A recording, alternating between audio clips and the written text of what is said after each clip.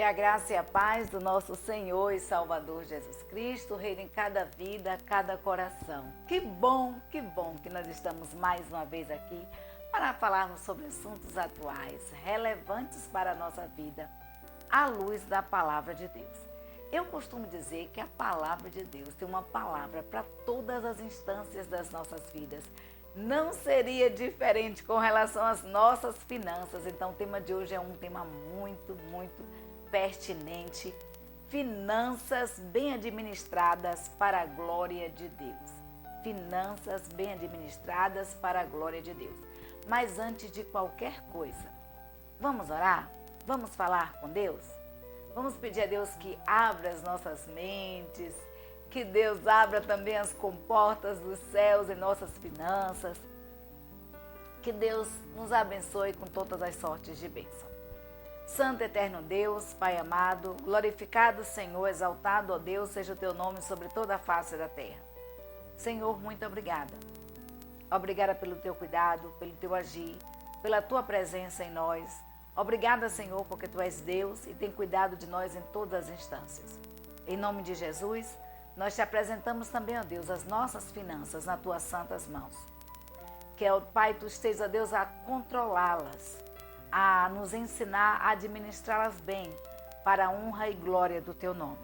Que possamos, ó Senhor, ser bons mordomos, inclusive, ó Pai, com as nossas finanças. Obrigado, ó Deus, por tudo.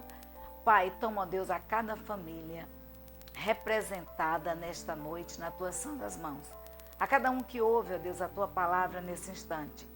Tu sabes quais são as suas dificuldades, suas necessidades, quais são as áreas que necessitam da tua intervenção. E nós te pedimos, ó Pai, em nome de Jesus, ó Deus, que tu intervenhas, que tu estejas, ó Deus, a restaurar aquilo que precisa ser restaurado. Obrigada, Deus, pelo teu cuidado, pelo teu agir. Usa-nos, ó Senhor, como instrumento nas tuas santas mãos. E que aqui eu não venha falar nada de mim mesma, mas unicamente usada por ti. Obrigada, Deus, por tudo. É o que nós te pedimos, no nome santo de Jesus. Amém, amém e amém.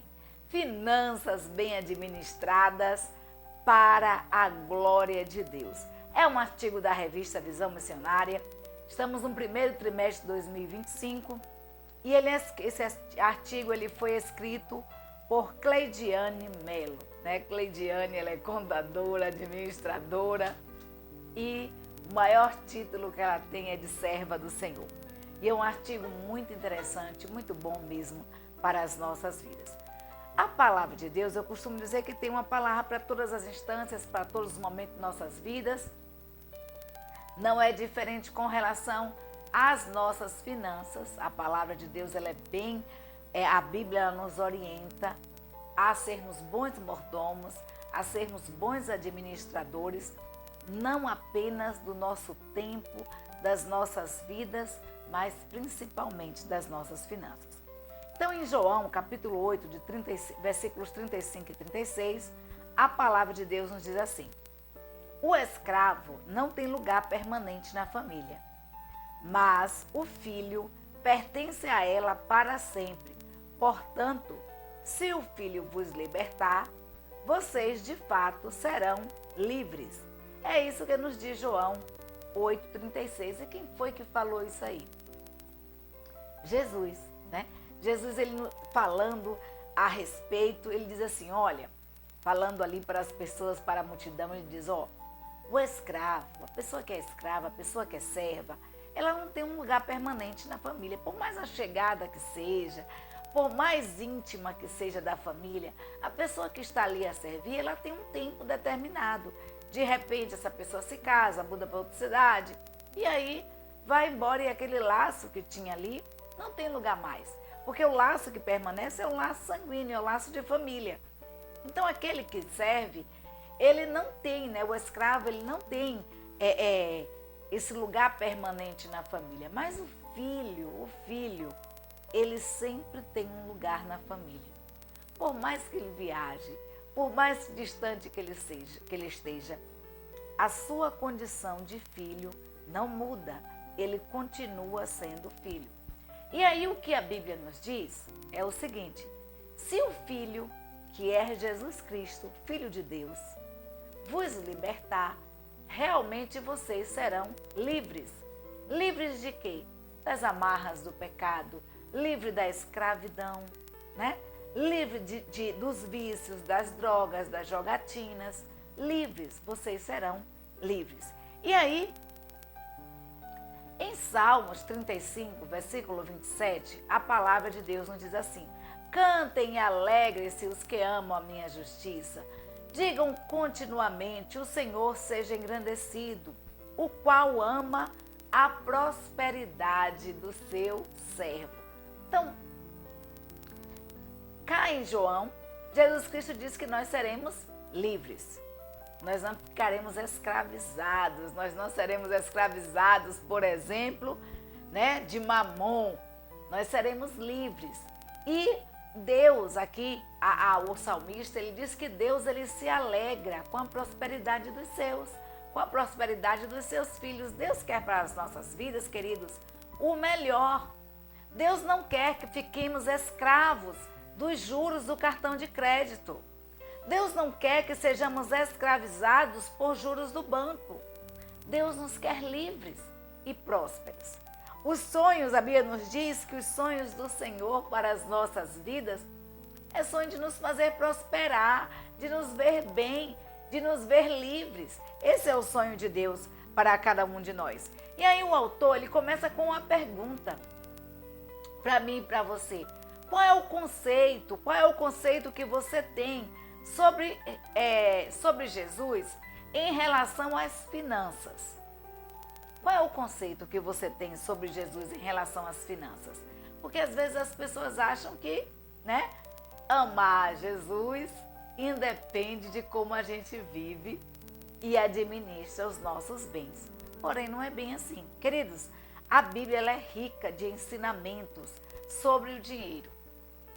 A autora diz aqui, ela faz um apanhado, né? Ela faz uma junção e ela diz o seguinte, que das 38 parábolas de Jesus, 16 parábolas falam da forma como lidar com o recurso financeiro ou como lidar com recursos. Além disso, há cerca de 500 versículos sobre oração e menos de 500 sobre fé. Mas, pasmem, existem 2.300 versículos que falam de dinheiro e posses. E isso demonstra a importância de uma visão correta sobre as finanças. Então, Deus está sempre nos chamando, nos alertando com relação a uma posição correta com relação às nossas finanças.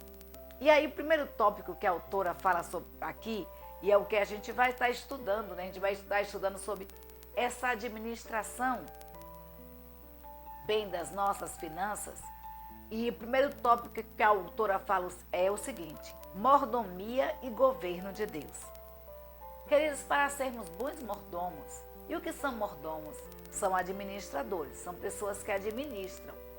Para sermos bons mordomos das finanças, precisamos de uma mudança de mentalidade e de uma mudança de governo.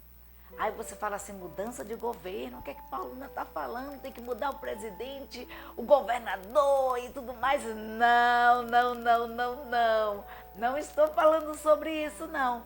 O que eu estou falando de mudança de governo é de quem governa a sua vida.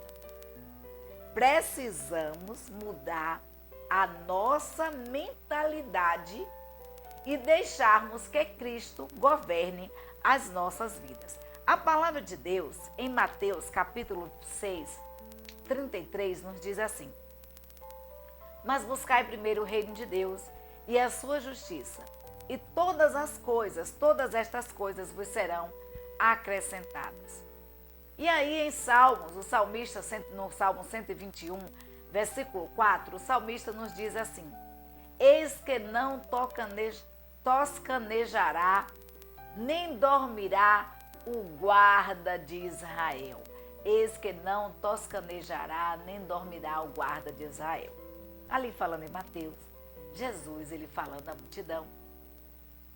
e percebendo, porque Deus era onisciente, Deus conhecia, então Deus ele falava assim, queridos, né? Depois de falar sobre a oração do Pai Nosso, e aí falar com relação à ansiedade, ele diz assim, olha, não andeis ansiosos, não andeis preocupados com o que vocês irão comer, com o que vocês irão beber, não percam o sono, olhem os lírios dos campos, não trabalham, não ceifam, mas Deus, em toda a sua glória diz que ninguém nunca revestiu de glória os lírios do campo e os pássaros como Deus o fez. E olha que eles nem trabalham nem ceifam, dependem unicamente do Senhor. Então Jesus Cristo estava dizendo o seguinte, queridos, busquem primeiro o reino de Deus. Deixe que Deus governe a sua vida. Quando a Bíblia fala mais buscai primeiro o reino de Deus, está dizendo o seguinte, olha, deixe que Deus governe a sua vida. Jesus Cristo lá na oração do Pai Nosso, ele diz, venha o teu reino, seja feita a tua vontade. E aí Cristo estava dizendo àquela multidão que Deus precisava reinar em seus corações. E quando Deus reina em nossas vidas, Ele direciona todos os nossos passos, Temos esperado alguém, temos alguém nos esperando em casa, é isso que a autora diz aqui, né? Que tem alguém nos esperando em casa, que cuida da gente, que zela por nós, que ora, que intercede, mas às vezes essa pessoa dorme. E aí o salmista diz o seguinte, que o nosso guarda, que aquele que zela por nós, não dorme. Ele não titubeia, ele não vacila, ele não dorme. Ele está atento às nossas necessidades, às nossas petições. E é Ele que nos prepara um lugar, que nos acomoda, que nos fortalece, que cuida das nossas vidas em todos os detalhes e que está esperando por nós, simplesmente esperando que venhamos, né? Que venhamos a ir até Ele. Então, que sejamos obedientes, que cremos em Sua palavra. Mas, enquanto isso, muitos acabam rejeitando a Cristo, rejeitando o seu reino, rejeitando o seu domínio, em busca de prazeres passageiros, de prazeres dessa vida. E, inclusive, o dinheiro, né? Que a Bíblia diz que é a raiz de todos os males.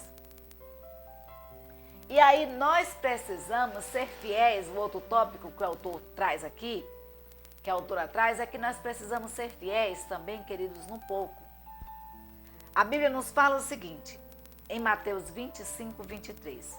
Disse-lhe o Senhor, bem está, bom e fiel servo, sobre o pouco foste fiel, sobre o muito te colocarei, entra no gozo do teu Senhor. A boa mordomia, ela começa com a fidelidade, com aquilo que nós temos. Existem pessoas que dão desculpas para não serem dizimistas ou ofertantes por conta do salário que recebe ou de quanto recebe ou por quanto de não trabalhar. Mas a gente observa também que essas mesmas pessoas, elas compram, elas negociam, mesmo não tendo uma renda fixa. Existe um pouco. E muitas vezes permanecem naquele pouco a vida toda porque são avarentas. E a Bíblia diz que os avarentos não herdarão o reino dos céus. Nós precisamos, queridos, servir a Deus com aquilo que nós temos. Nós precisamos ser fiéis a Deus com o pouco que nós temos. E a gente pega ali a parábola, a história da viúva que Jesus Cristo conta. A parábola não, né? Jesus Cristo ali no templo vê a viúva entrando e aí a viúva oferta uma moedinha, coloca ali num gasofilácio uma dracma. E Jesus, chamando a todos, a atenção de todos, diz assim, olha, interessante que dos fazendeiros, dos doutores da lei, daqueles que vieram e ofertaram, colocaram ali ao pé do altar as suas ofertas, eu quero dizer para vocês que essa viúva ofertou mais do que todos, porque essa viúva ofertou de tudo que tinha. Não é que Cristo esteja pedindo que estejamos dando a Ele tudo o que nós temos. Mas o que Cristo está dizendo é o seguinte: seja fiel a Deus. Se a gente for observar a viúva também ali de Sarepta, o que aconteceu? Estava morrendo, ela e o filho de fome, e Deus manda o profeta ir lá e pedir àquela viúva um bolo também. Né? E aquela viúva vai lá e fala para o profeta: olha, profeta, eu quero dizer para você que eu não tenho, nem para mim. Eu estou fazendo aqui o último bolinho para mim, para meu filho, para morrermos de fome. E aí o profeta diz o quê? Faz primeiro um bolo para mim, depois manda ela ir pegar. E aquela viúva vai lá, queridos, e daquele bolinho, que só tinha aquele bolinho, ela dividiu para ela, para o profeta e para o filho, e tirou primeiro do profeta. E o interessante que a palavra de Deus nos diz, que o profeta disse assim para aquela viúva: vai lá, pega um monte de vasilhas de azeite, né? E a Bíblia nos diz que o azeite e a farinha da viúva não se acabou. Foram 3 anos e meio de fome. E aquela viúva, o azeite e a farinha não se acabou. Não se acabou o azeite da botija e não se acabou a farinha. Muito pelo contrário, multiplicou-se durante aqueles 3 anos, trazendo assim o alimento àquela família e também ao profeta. Ela buscou a Deus, obedecer à voz de Deus. Às vezes existem pessoas que têm conhecimento, que são bons para servir a Deus no louvor, que são bons para servir a Deus em uma ação social ou em qualquer outra coisa. Mas quando se trata de serem dizimistas e ofertantes, acabam roubando ao Senhor. E a Bíblia diz assim: olhem que vocês estão roubando. Né? É isso que Malaquias 3,16 diz: olha, roubará o homem a Deus? Em que vocês estão roubando? Nos dízimos e ofertas assadas. Muitas pessoas estão roubando do Senhor quando deixam de dar a Deus aquilo que lhe pertence. Queridos, foi Deus que nos deu a oportunidade de respirarmos para mais um dia. Foi Deus que nos deu a oportunidade de despertarmos, de nos deu forças e vigor para irmos ao trabalho. Sabe esse trabalho que você tem? Foi Deus que te deu. Honre ao Senhor, busque ao Senhor e seja fiel. E seja fiel a Deus naquilo que você tem. Saiba administrar. A autora diz o seguinte, que precisamos aprender o que Deus nos ensina sobre dinheiro e agir de acordo com esse conhecimento. Uma vez tendo conhecimento, não podemos jamais dizer que não sabíamos. Uma boa mordomia se inicia hoje e não amanhã. Se inicia agora com o que você tem. Deus sempre pergunta: o que é que você tem? O que é que você tem em suas mãos? O que é que você tem em suas finanças? É isso que Deus quer. Deus quer aquilo que você tem. Ele não está esperando você adquirir. Seja fiel a Deus com aquilo que você tem. É pouco. Seja fiel no pouco. E a Bíblia nos diz que sobre o muito Deus nos colocará. Que sejamos fiéis ao Senhor. Sendo donas de casas, empresários ou qualquer outra coisa. Deus, Ele vai pedir algum dia contas daquilo que nós temos. E aí o que apresentaremos a Deus? O que apresentaremos a Deus quando Ele pedir a conta? Quando Ele disser assim: olha, eu quero aos meus administradores, aqueles que eu dei os talentos, eu quero saber o que foi que você fez com esses talentos, o que foi que você fez com o que eu te dei. Né? Deus, Ele vai pedir conta. E depois, queridos, nós precisamos aprender o princípio da honra. É muito importante honrarmos ao Senhor e honrarmos a Deus também com as nossas finanças. Em Provérbios, capítulo 3, versículo 3 e 9, a palavra de Deus nos diz assim: honra o Senhor teu Deus com os teus bens e com as primícias de toda a tua renda, e se encherão os teus celeiros de fartura e transbordarão de vinho novo os teus lagares. Ou seja, Deus está dizendo para você que é isso que Deus diz para mim e para você, que nós precisamos honrá-lo com os nossos bens e com toda a nossa renda, com as nossas primícias. E Deus, queridos, Ele nos diz que os nossos celeiros transbordarão, os nossos lagares se encherão de vinhos novos, irão transbordar de vinhos novos. Então, um dos princípios fundamentais bíblicos para a boa administração é o princípio da honra. É isso que a gente lê em Provérbios aí, capítulo 3, versículo 3 e 9. E a honra, ela deve ser uma prática diária em nossas vidas. Cada atitude do nosso cotidiano precisa honrar o Senhor. Cada atitude, cada coisa que fazemos. Não é só sobre bens materiais, mas celeiros fartos. O que a Bíblia está dizendo aqui é de fartura de bênçãos também. É sobre reconhecer que Deus, Ele merece o primeiro lugar em nossas vidas, em todas as áreas das nossas vidas. O relacionamento com Deus, ele precisa ser um relacionamento de honra. Precisamos honrar o Senhor.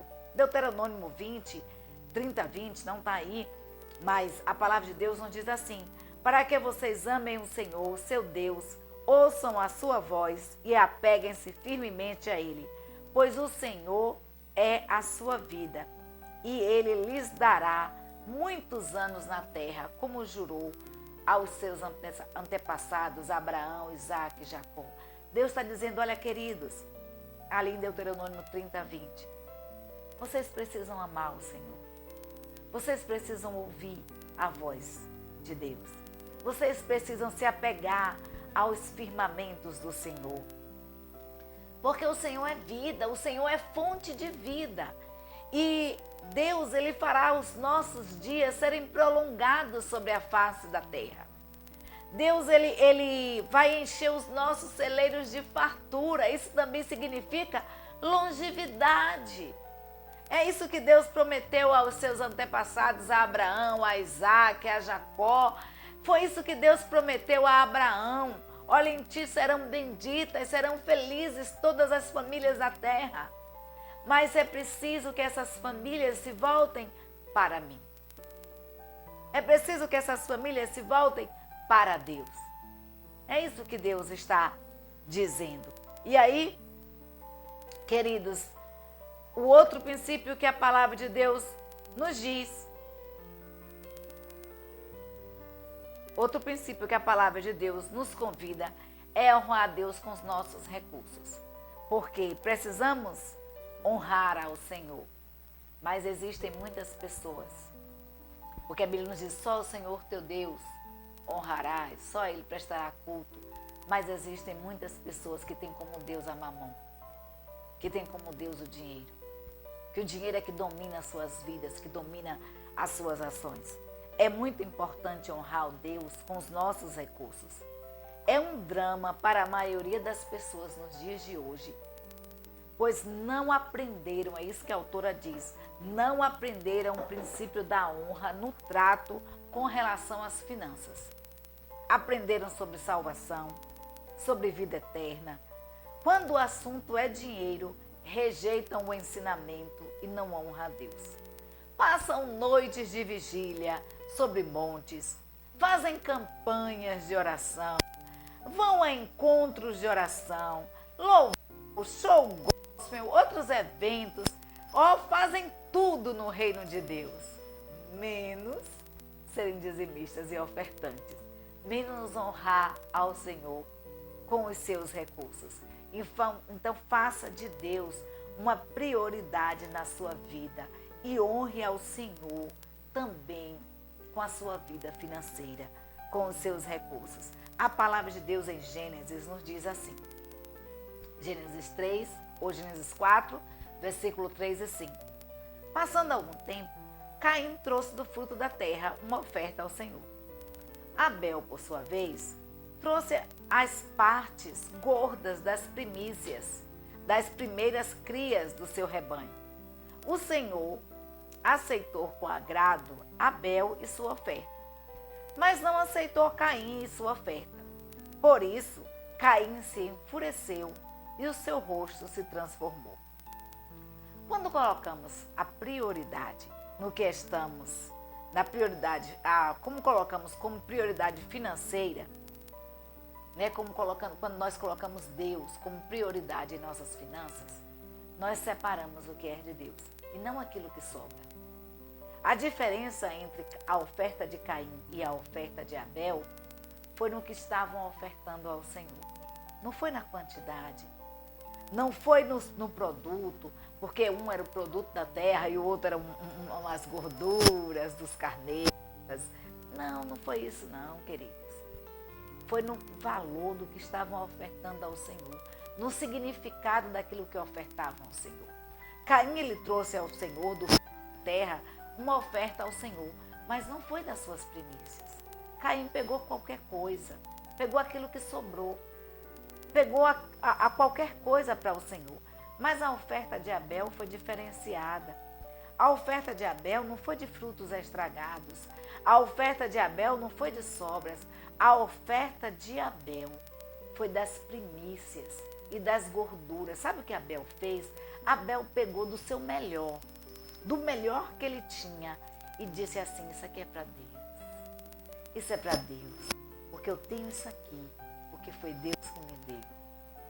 Deus me deu forças, Deus me deu recursos, Deus multiplicou o meu rebanho. Então a esse Deus eu vou honrar dando o melhor, dando o melhor. Mas a gente vai ver que Caim foi diferente. Caim pegou do que tinha lá na terra e entregou ao Senhor. Não foi uma oferta qualquer.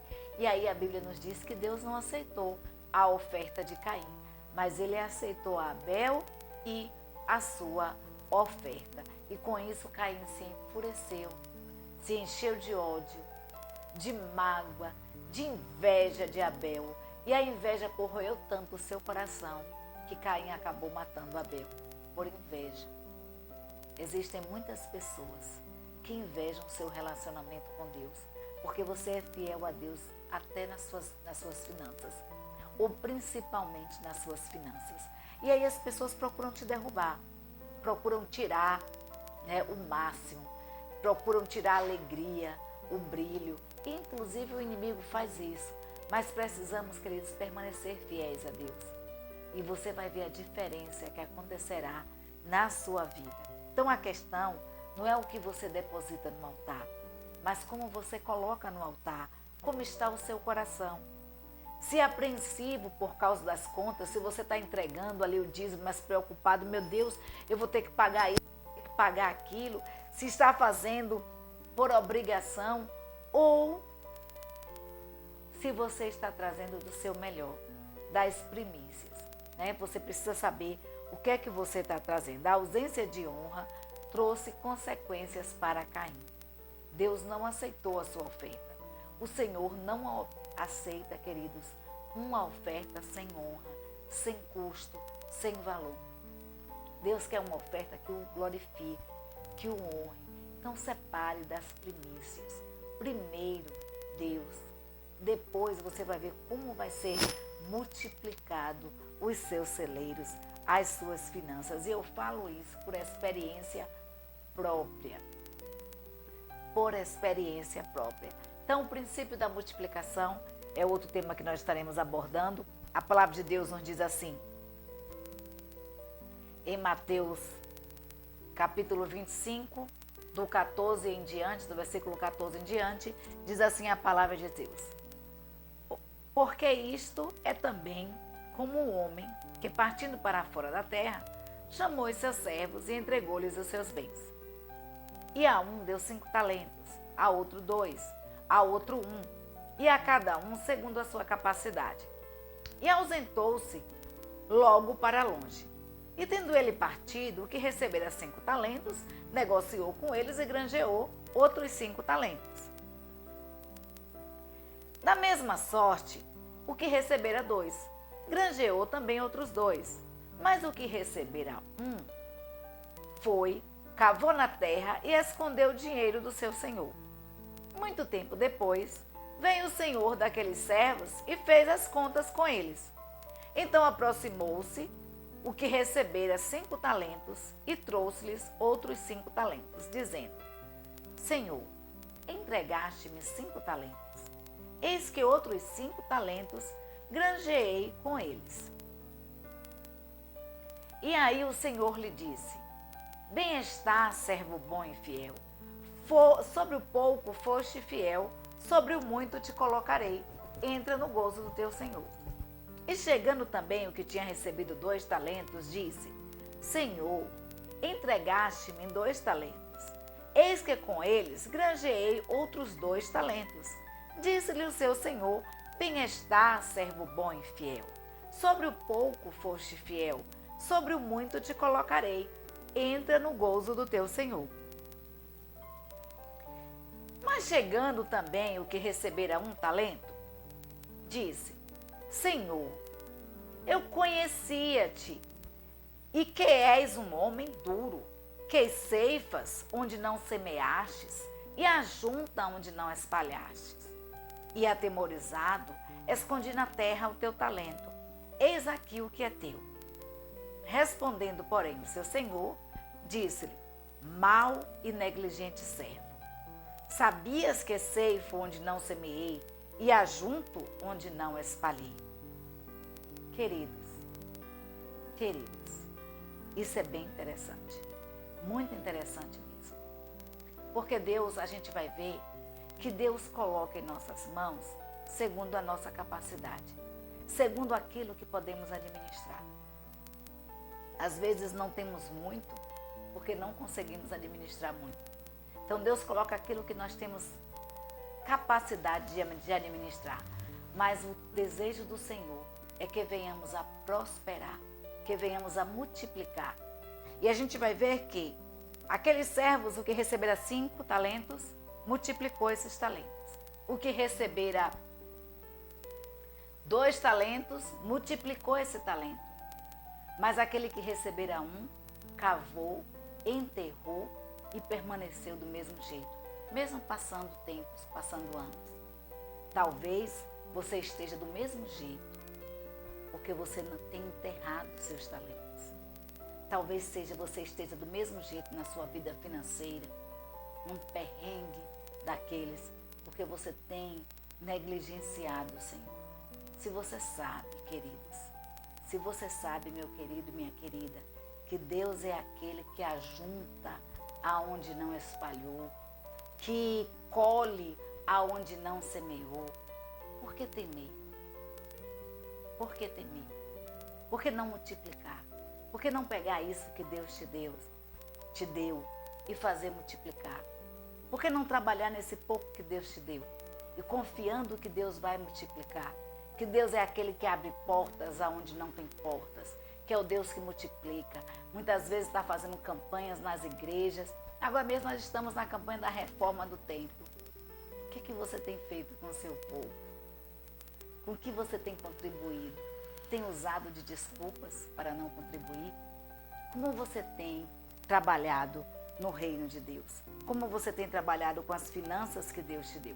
E aí a palavra de Deus nos diz que nós precisamos, queridos, aprender a buscar o reino de Deus em primeiro lugar.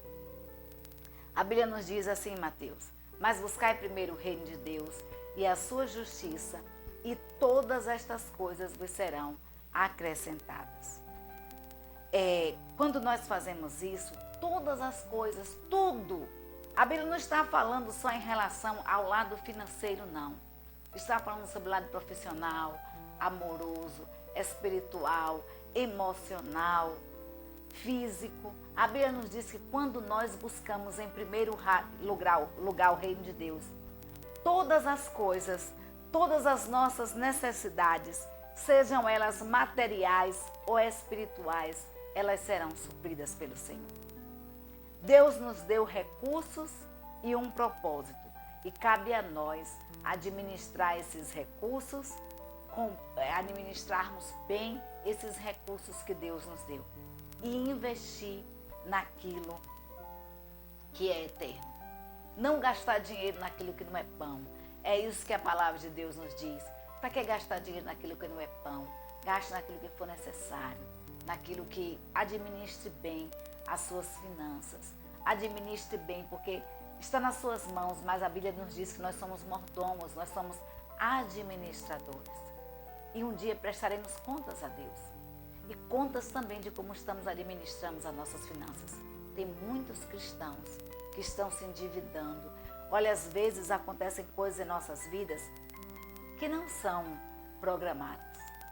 E aí acaba tendo um desequilíbrio financeiro, mas depois nós reestruturamos. Mas existem pessoas que são cristãs, inclusive, que as suas finanças estão desgovernadas, que estão devendo a Deus e o mundo, que ganham um salário e estão gastando mensalmente 5. Isso significa que não está programando, que não administra, que não calcula bem os seus recursos. E você precisa administrar bem, calcular bem. Isso é honrar ao Senhor.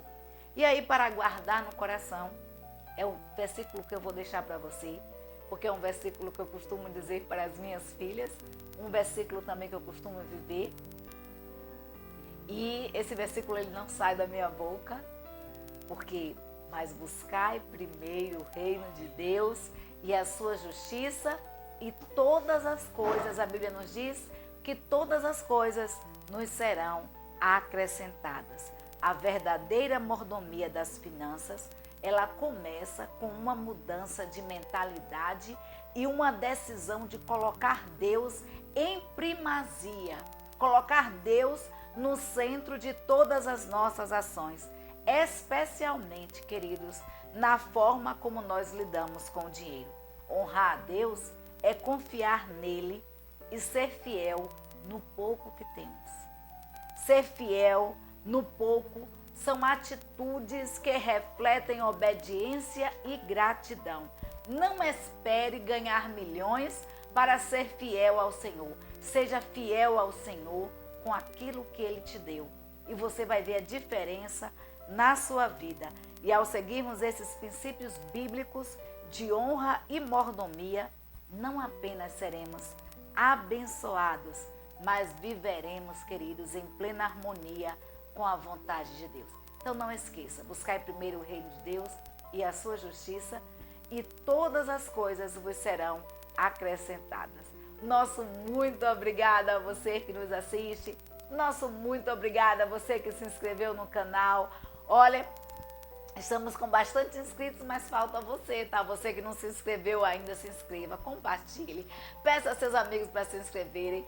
A revista Visão Missionária, ela traz assuntos maravilhosos para as nossas vidas.